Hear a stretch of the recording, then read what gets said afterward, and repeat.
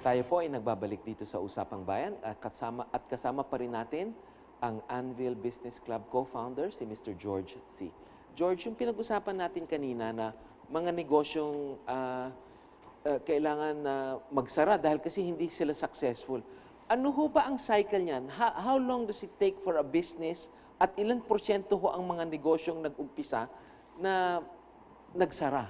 Ano ho ba yan? Gano'ng katagal ang average lifespan yan? At isa pang mas mahalagang tanong, bakit ba sila nagsasara? Yung kung sa product business, very high rate ang pagsasara dahil number one, madalas people see, oh, ito nabebenta ng yun katabi ko. Gaya-gaya. So gagayahin niya. Hindi niya naisip kung bakit siya nakakabenta, hindi niya pinag-aralan bakit yung isa nalugi. So you have to know kung ano ang unique point mo na Selling ikaw point. ay may, dahil ka ba may connection o dahil ba mas magaling ka mag-marketing o ano no o mas maganda ang presyo mo no o may special feature ang produkto mo, hindi na pag-aaralan ng mabuti. And since most new businesses are undercapitalized, mabilis magsara, usually 1 year or 2 years nagsasara So maiksi na yan. ang PC nila, hindi nila kayang i-sustain. Yes. Yung iba naman, they have a basically good product, but you know you have a learning curve. When you go and you realize there are many things about that business that you still don't know. So you need to develop it further. So yan, yung business will succeed as long as may PC ka. So kailangan kung nalulugi ka, maghanap ka ng partner na magbibigay ng pondo at makakatulong sa iyo sa kung anong pagkukulang ng negosyo mo. I see. Sometimes what you need is the contacts to do it. No, you have a good idea and contacts to do it. There are certain businesses na sobrang patok sa una pa lang kita kaagad. No, but usually pwede mong These are legitimate businesses, ha? Hindi ito yung drugs or anything like that. Oh, parang drugs, pero hindi. Biro ko. For Ano ba instance, sabihin example ko, mo? Ha? example, sasabihin natin itong grass, no? Baka alam nyo, grass na nagpapapayat dahil pag ininom mo itong grass okay na yan, ito, nabubusog ka. No? So ito, nung binili, ngayon binibenta sa mga, maski na nilagay nila sa yung hindi magandang location ng ano, dahil sa ito ay na-interesado na yung ibang ano natin. Panoorin. If you take it, you feel full, so hindi ka nagugutom. Ito, Ano hit ka pangalan agad. ng produktong yan? Hindi sa atin pero na-advertise namin. Well, this is a Filipino entrepreneur, Wow. Silyum. Silyum. Or ganyan dati. Oh, I see, no? I see. So immediately from the beginning, hit ka agad. But very few products are hit ka agad eh. So you don't have to be hit ka agad. So like one of our members, no, they start with selling this gulaman in a bottle, no. So they start by selling to one store. If you feel how much, ano naman ang malulugi mo, maliit lang. Kung nabebenta yung store na yan, so you go to another store and you point out na nabebenta sa store na ito, no. The best Pero I hindi ba would na, suggest. for example, kagaya niyan, hindi ba sa bureaucracy pa lamang, dapa ka na dahil kasi magdadaan ka sa FDA, hindi ba? Pagkain kasi yan eh. Hindi ba? Well, if it is very low profile and it is Parang not a trial packaged lang. product, trial lang, hindi I naman, see. nobody really goes after you naman eh. Oo. So you don't go after the big stores also, you go after, I'm not advocating na hindi, to be Irehistro. legitimate, but the Philippines has to be practical. The small businesses everywhere Yung in the world, if micro-entrepreneurs you're going na to run tinatawag. after them and you tell them everything they have to comply with, forget about the small business, wala nang small business. May tanong ko lang, ano, yung sinasabi mong maraming negosyo na nagfe-fail within a year or two, ilan porsyento ho yan sa pananaw nyo? Napakalaki. That is more than 90%. Pero 90%? that is product businesses. Dahil yung puhunan mo, kailangan mo ng inventaryo, kailangan mo ng credit, Supply chain, may supply logistics, chain. So, expensive yan. So, our suggestion is always that when you start a business, you start a service business, a sales business. Ano ho ba yung service You get business?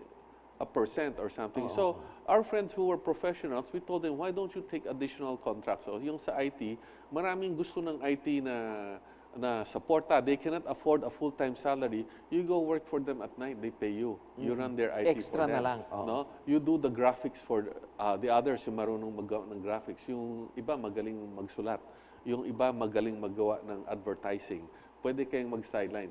The big one that you will make a lot of money on when you're good at it is brokering. Dahil ito ay laway lamang. No? When you ka say nagbo-broker- brokering, ano ho ba ibig sabihin nyo? Real estate broker, mga ganyan? Yes, maaring real estate ang malaki, pero almost any product, sabihin natin familiar ka sa chemicals. pwede ka magbenta ng chemicals at mangumisyon ka na lang. So, dyan ka nagsisimula. Parang ahente ka. Yes, ahente. So, most of the successful ones, even the manufacturers, started as agents. So, we call this models of business. You start off as an agent. When you find you have volume and sufficient customers, then you start importing yourself. When you import yourself and then you have the volume, maybe you start manufacturing. Yan ho ba ang nakikita kong sinasabi niyong service business na napansin ko naging malago, yung mga home service massage, di ba? Oh, malago yan. Malago. Pero very mahina easy na lang no? yata ang kita. It's hard to grow big. It's a good living for the masahista and it's a good living for the one who organizes them. But there are certain businesses like ito, hindi siya magandang negosyo, pero mahirap ipalaki dahil maraming tinatawag natin sa warto na barriers to entry is very low. Mababa ang puhunan na kailangan, mababa ang pero so maraming kalaban. kompetensya. So, but it's a good business. Yung gaya-gaya lahat. We never look down on, because one business leads to another. Maybe you start out with being masahista. So yung puhunan mo dyan, tataya ka sa ibang negosyo. Kukuha ka ng mga franchise. Kasi yung mga franchise, marami, 150,000, 200,000, may franchise ka na. Pero maganda ba yung location na nakuha mo? No? Magaling ba yung nagbabantay para sa'yo na nakawan ka ba o hindi? No? Because that is pilferage is a big problem. No? That's right. How you control the inventories. No? So ano ang mapapayo nyo? No? Marami na kayo naipayo. Sa mga magsisimulang negosyante, kailangan mag-aral ka muna kung pwede makapagtrabaho ka doon sa negosyong gusto mong pasukan para naman magkaroon ka ng experience at alam mo yung network. Hindi ho ba? Pangalawa ho, kailangan mong malaman kung sino ang merkado mo. Yes. Hindi ba na ang sinasabi nyo earlier ay yun ang pinaka-cornerstone ng pagiging negosyo. Dahil kasi kung wala kang bebentahan ng iyong produkto, whether it's a service or a product itself, ay talagang walang mangyayari sa iyo. Dahil if you can prove you have a market, the financiers and other people will come. I see. But when you have financing or a skill, not necessarily the market will come. So kung control mo yung market o alam mo yung market, sigurado kang may darating na. As long as marunong ka magbenta ng idea mo.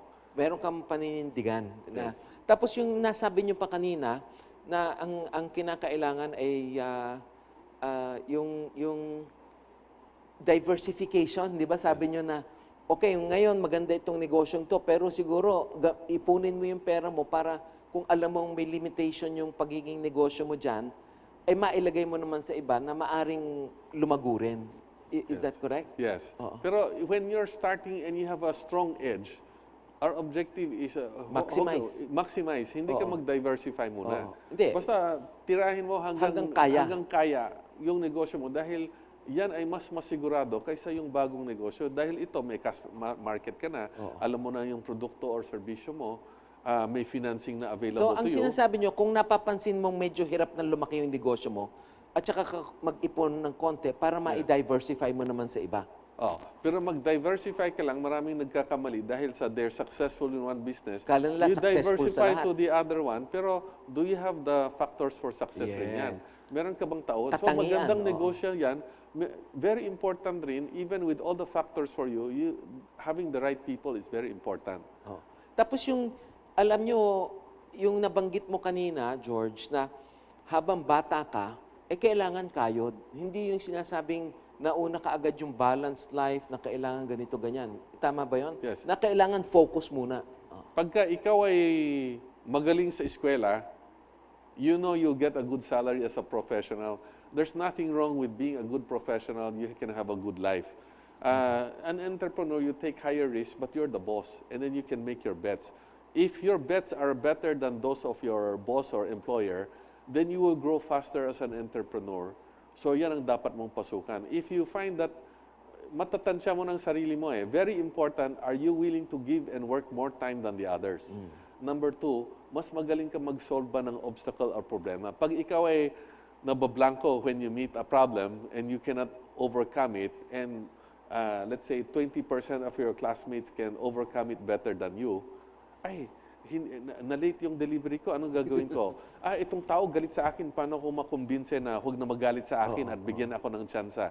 No? So, kung hindi ko kaya, may mahanap ba akong tao na mamamagitan for me. Basta, your solution-seeking process is very important. Kung kaya mo yan, then go and think about a business. Kung hindi mo yan kaya, huwag mong pasukan ng negosyo. Gusto ko rin itanong sa inyo, no, na napag-usapan natin yung mga 4 na katangian na kailangan mong gampanan para ikaw ay maging successful na negosyante.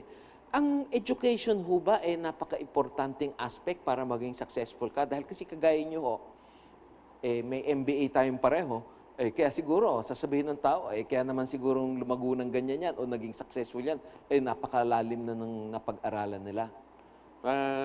Pag titingnan natin yung record ng success ng biggest businessman and most successful number of business, actually, yung mga hindi nakapag-aral na masyadong malalim, sila ang mas maraming success rate dahil yung mga nakapag-aral na magaling, yan, may certain rate of success. Yung sa middle, hindi masyado. Tapos yung mga hindi nakapag-aral masyado. Ang importante yung sa Tagalog, sinasabi na magpakatotoo ka, they know reality, naintindihan nila ang tao. Pinaka-importante na naintindihan mo yung tao, you're realistic. You know how to manage people. Linawin lang natin, George, na baka naman yung mga nag-aaral sa college ngayon ay magsay-alisan para masabi nila na maging entrepreneur na lang sila. Hindi po, ang sinasabi lang ho ni George, ay kahit ho kayo ay limitado ang napag-aralan nyo, may posibilidad pa rin kayo maging successful. Dahil kasi kung titingnan nyo naman ang average, siguro sa average, mas mataas ang napag-aralan mo, mas maganda ang chance mo na maging maginhawa ang buhay mo. Pero yun nga lang, hindi naman yan lang sole determining factor para sa mga tao or sa mga negosyante na maging pinakamayaman sila o hindi. Di ba? So, ganun ho, wag ho kayong mag-aalis sa eskwelahan nyo at sasabihin nyo sa nanay nyo, inapanood nyo sa programa namin na mas magaling na huwag ka nalang mag-aalis. Okay, George, we're almost at the tail end of our program. Pwede bang sabihin natin sa ating mga tagapanood na kung halimbawa ay gusto nilang humingi ng tulong o makipag-attend sa mga aktibidades ng Anvil Business Club, paano ho ba nila ma-get in touch kayo? Sa ano ho ba ang website nyo or a phone number or something like that? Yes, they can, we have websites. If you get the number, we will put you on our list, on our activities. Then we will send you emails ano on ba yung our website activities. nyo? I-Google na lang at i-Google lang nila Anvil Business Club. Yun lang ho. Kasimple-simpleng tandaan. Alam niyo naman ho sa Google ngayon kahit ano, i-type mo lang lumalabas, no? Yes. And we are happy to have people attend because we believe na the more people are doing business, it creates more inclusive growth and wala namang bansa na dahil dumami ang negosyo ay naghirap yung iba. It's always good for the country. It's plus-plus. Dahil kasi yung mga nagnenegosyo, yan ho rin na magiging employer. Hindi ba? Magtatayo sila ng negosyo, syempre kakailangan nila ng tao. So, nagka-generate ng business, ng employment opportunities. And this time, it's very different because dati, yung employment and business is concentrated in Metro Manila. Ngayon, dahil sa ang daming infrastruktura at dahil sa the way that the country is being run, almost all the centers in the province, not just in Davao, but Cagayan, De Oro, everywhere, even the third-tier cities, maraming opportunities. Kasi iba-iba yung produkto nila eh. Yes, at yung market ay napakalaki. Isa na dyan yung tourism. Because tourism is booming but can multiply even more. No, dahil yung tourism, even the student na nagpa-part-time, pwede maging tour guide. Yung karinderya, kumikita, ganyan. So, how do we enhance it? If you can speak a few words, you don't need to learn a language, you speak a few words, you put the signage, make sure your toilets are clean and ganyan, ay napakalaking bagay na sa turista yan, no? Okay. One final question. Yung dalawa kong anak na kakagraduate lang sa college, paano ho ba silang magiging miyembro ng Anvil Club?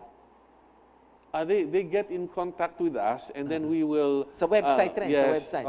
Or give us the number later, we'll have them called. And then they attend 2 events. Okay. Because 2 events, then gusto natin matansya nila na gusto nila. At wala rin yung mga tao, wala rin ma-complain sa na ano. So, parang may konti kayong immersion. And then, so 2 events, and then you send in the application and, usually unless, okay na siya. Yeah, okay na yan. Okay. Well, maraming salamat, George.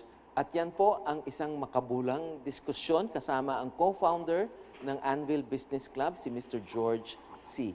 Maaari niyo po kaming i-like at i-follow sa aming Facebook page, Usapang Bayan. Ako po si George Chua at samahan niyo po kami sa mga susunod pa nating episodes dito sa Usapang Bayan. So we just...